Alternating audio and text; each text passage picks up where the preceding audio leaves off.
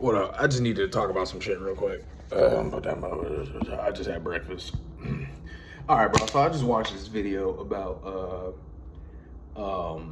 this dude on YouTube who like reviews Magic the Gathering shit. All right, it's a Magic the Gathering video. All right. Okay, there's a lot of problems when it comes down to Magic the Gathering right now. You could say, all the executives, money, blah, blah, blah, blah. Okay, cool. Those are all the obvious things. I'm going to speak about this one thing in particular. It is starting to become, like, I think the term is maybe over convoluted with legendary creatures. This is what he was speaking about. Dog, there's so many legendary creatures. In the new Teenage Mutant Ninja Turtle pack that was leaked, I think he said 90 cards were leaked or something like that, and half of those were all legendary creatures. And granted, when you talk about dropping legendary creatures at this point in Magic the Gathering, that means they're not simply just legendary creatures. These are commanders, because the most popular format, if I'm not mistaken, is Commander. If anyone's gonna be playing Magic, most of the time it's okay, cool. I'm gonna play Commander. I used to play 60 card. It was really fun, and then my homie taught me motherfucking Commander, and ever since then, I only like to play Commander. I don't even. What's the point in playing 60 card besides just, oh well, if I have to play 1v1, then I guess we do 60 card. But fuck that. Even when we were playing 60 card, we still did 3-4 people in a game. So why not just do Commander? Cool, bet. The problem isn't simply that there are, okay, if you're complaining about the fact that there's too many legendary creatures, you need to make the connection of, well, that's one of the many problems that come with Universes Beyond. It's not simply, take Magic the Gathering and their universe, there's so much potential there that it's to me, it makes sense when there's oh yeah, here's this good ass card and it's not even legendary. So then that's what makes this card dope as a non-legendary card. It does the thing it does, and it does it very well. And on top of that, it's not even fucking legendary. So if there ever was any kind of formats where it's oh, you're only allowed to have this many legendary cards in your, in your deck, or if you had something where, yeah, you were playing 60 card and you could have 4 copies of this one dope ass card in your deck. And I remember there was a time where I was kind of I don't know, that card should probably be legendary. But it's no, but that's the point. When you think of a legendary creature, it's akin to it's one of a kind. That's the reason why in 60 card, you can have 4 copies, but on the battlefield, in existence, in the temporary existence of the battlefield, that's the world, there's only one. They are special because they're the one. It's not just simply a rampaging Baloth. Damn, dude, there's a guy out on a fucking jet ski on the fucking, okay. It's a rampaging Baloth. You could have 4 of those on the battlefield at one time. You drop 1 land and then you just got 4 fucking 4/4s all on the field. That's dope. Okay, cool. But you can only have 1 Omnath. You can only have 1 Omnath, Locus of Creation. He has a name. All those rampaging Baloths, if you wanted to, you could be yeah, that rampaging Baloth is Bill, and that rampaging Baloth is fucking Nathaniel. Cool. But Omnath, Locus of Creation, is Omnath. That's that boy's name. That's him, and he's the only one.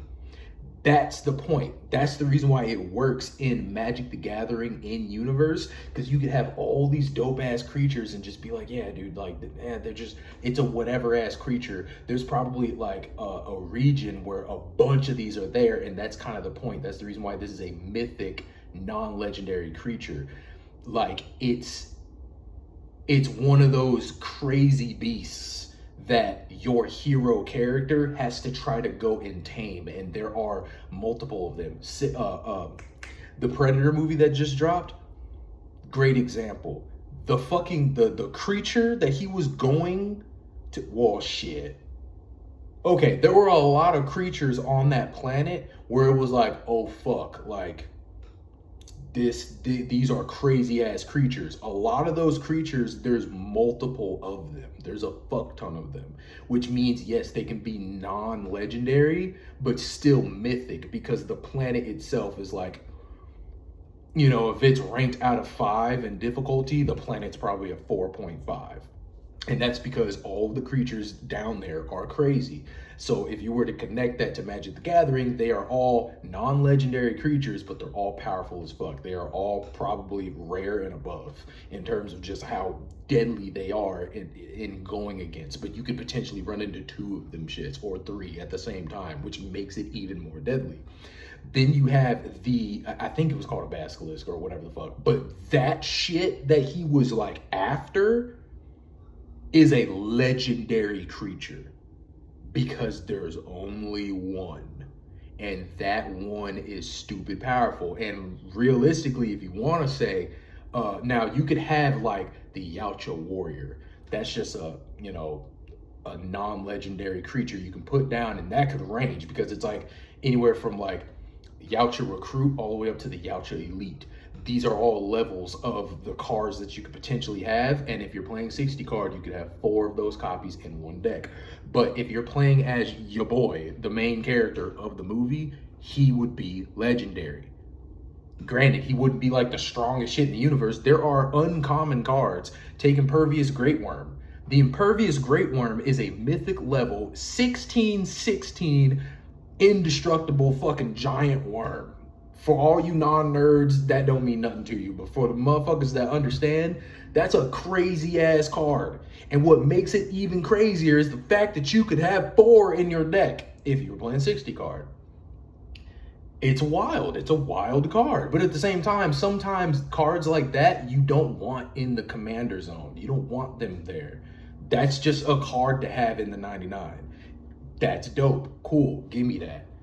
But then you have like an actual legendary, whatever worm that's only an 8/8. Granted, you're saying it's only an 8/8 compared to a 16/16, but what else does the card do? It's an 8/8. It's got trample. It's got freaking vigilance. It's got anytime this creature attacks, fucking create 2 6/6 worms that are tapped and attacking, and then at the end of the turn, fucking delete them. Like, bro, that's some crazy shit because just by it attacking it, then like the other one is a 16/16 indestructible. Cool, it's dope. It's a 1 card strong as hell 16/16.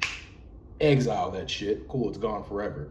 The 8/8 is able to bring down 12 more in power and toughness, which means realistically by this thing attacking, it's 20/20. So it is bigger and better than the other card, which makes it legendary. How does this compare to Universe Beyond? Universe Beyond, when you say, cool, we're gonna now make a Marvel set, bitch, you have no choice but to make damn near every card legendary. Because who are you to tell me that Black Panther's not a legendary creature? Who are you to tell me that Steve Rogers, Captain America, is not a legendary creature? Iron Man, Blue Marvel, Sentry. I could go on. So many fucking heroes. You just doomed yourself to just flood the market with nothing but legendary creatures. And then like, that's when you sit there and like, okay, back then I used to kind of think like, why is this a rare, a silver legendary creature? Like, what the fuck? Like, what's the point? And it's like, because you need levels where it's like, yeah, you could just make a commander deck with this simple legendary creature. So here's your commander. He's not the most wildest shit out there. And the whole point is so that you can have a casual, cool, not the most shit popping off in one time. It's just he comes out and he's like, yeah, every time he attacks or when he enters the battlefield, you create a little something, and then cool, him just being there, all the rest of your creatures are just that little bit better. All the way up to a point where you have legendary creatures that do some crazy shit. Like, I just made up that worm creature, but imagine that really being a creature, a legendary. Like, yeah, I'd use that. That's pretty fucking great. It's not broken, but it's pretty fucking great. But because you're dropping these different IPs, these different worlds that people love, Final Fantasy, Spider-Man, Marvel, Warhammer, fucking shit, like um, damn, they're gonna do an X-Men exclusive. Shit, if they ever did Star Wars, like these are all things where it's like you have no choice because of how much information is there. With Magic the Gathering, it was almost like they were just making it on the way. So you could just pick and choose who was legendary and who wasn't, and nobody would really blink an eye. It's okay. It all comes down to what's the story that we're coming from. Make your little story, make your lore. Cool. The people who are main characters in that story get to be legendaries. Everybody else gets to just be dope ass everybody else's. Yeah, they might actually be their own person, but they don't have to be legendary. But in all these other worlds, I'm sorry, Anakin is legendary.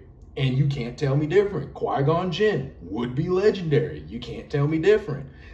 Almost every character you drop would have to be legendary, and you have no damn choice because you are trying to bring in these other people so that they can come and love this game of Magic the Gathering. That's the whole point of why they even did it. They're doing it out of greed, but what they're not understanding is now they're fucking up their own game. We have to make it so that these people can play Commander, and if they want to, they can use BB-8 as their fucking Commander.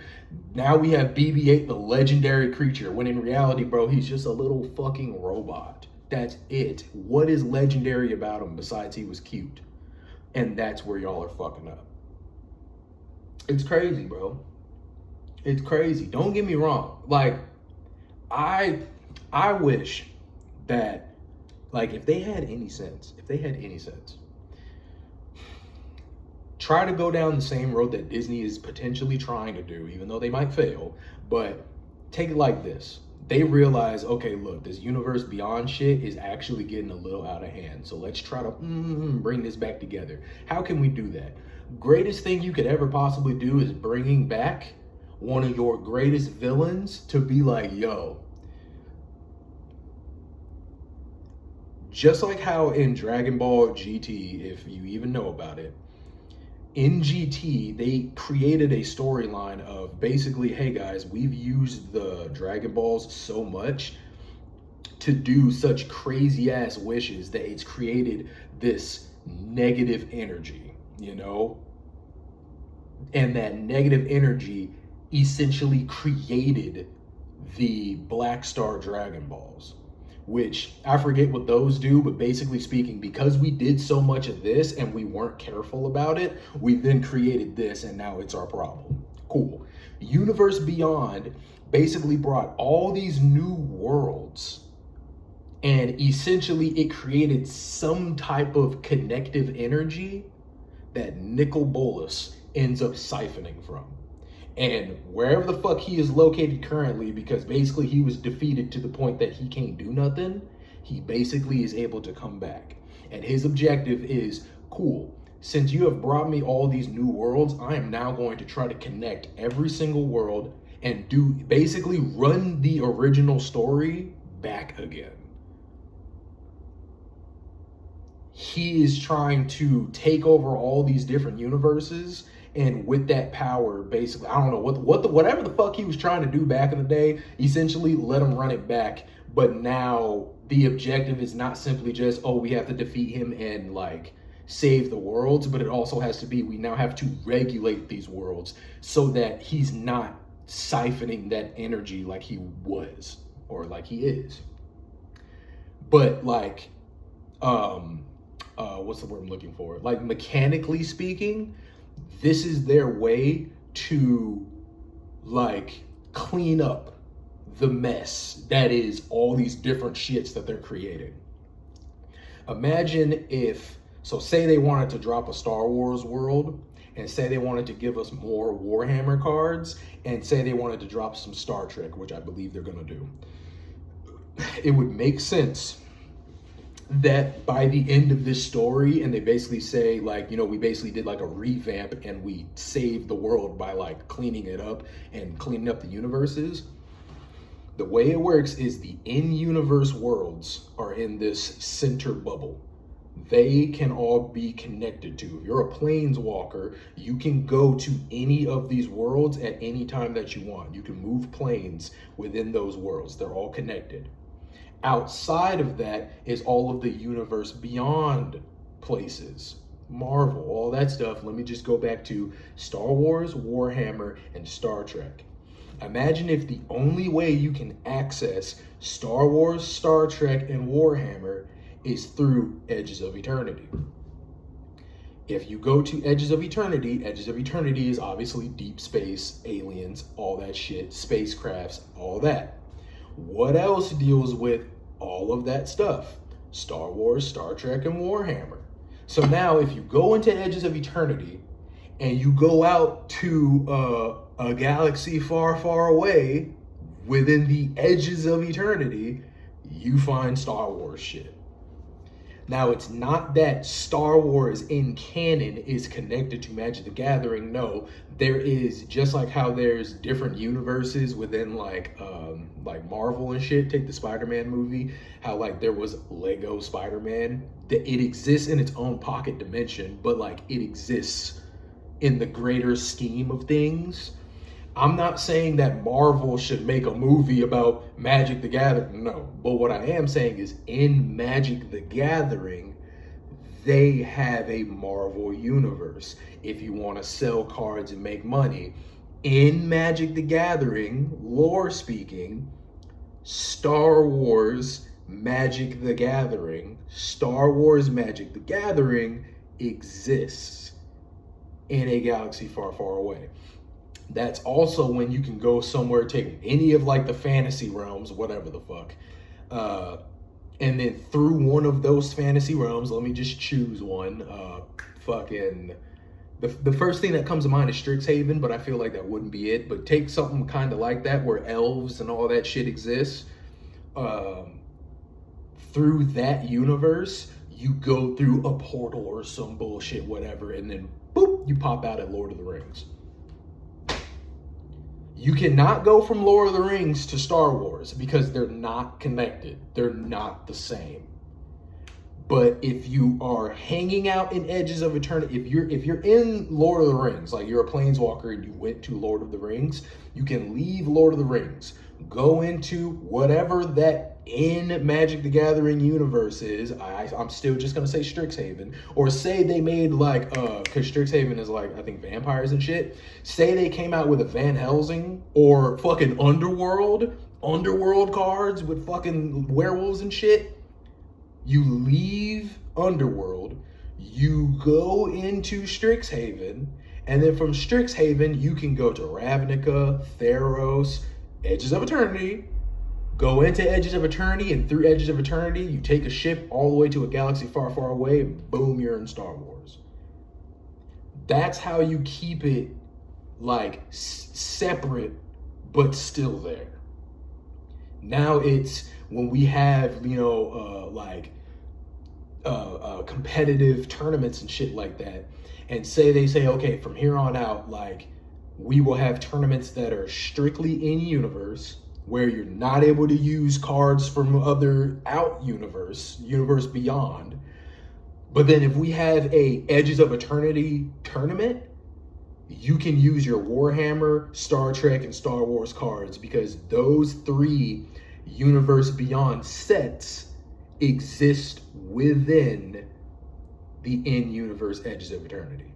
If they were to do something like that, I think a lot more people would be okay with what's going on, because currently how they have it is that they're equals. Yes, they are like two separate things, but because of how much love they're giving the universe beyond shit and how much they have not really expanded on the story of actual Magic the Gathering, people are pissed off because they're like, dude, obviously you guys care more about the money than you do about your own fans and like keeping us invested in this world that you're giving us.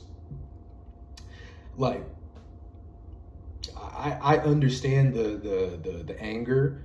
I also feel like even when it comes down to the universe beyond stuff, they're not really putting their foot into it the way they could be in order to make me truly want to buy every card. But I see it, like it's right there, bro. Just fix it. Y'all can do it. It's possible. Take a break. We have enough fucking cards, and I promise you there's enough shit out there that they won't lose too much money if they just take a break, rebuild, and then just like, okay, cool, we have this set coming out. and then we introduce some people you haven't seen in a while. Then we have this set come out, and then we introduce, oh shit, there's a bad guy out there.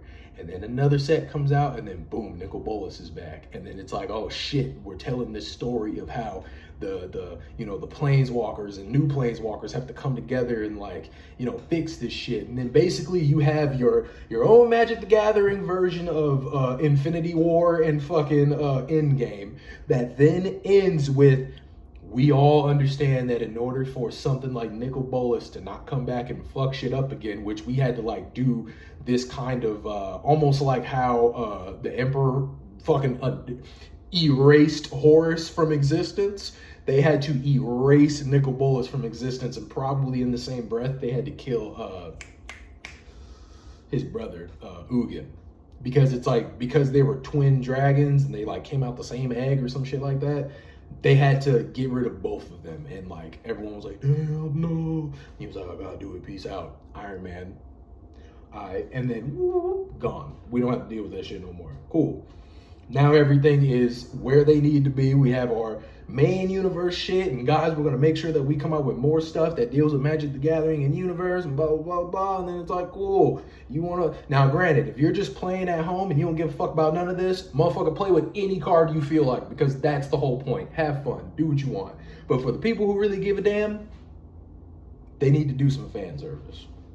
Yep, that's it.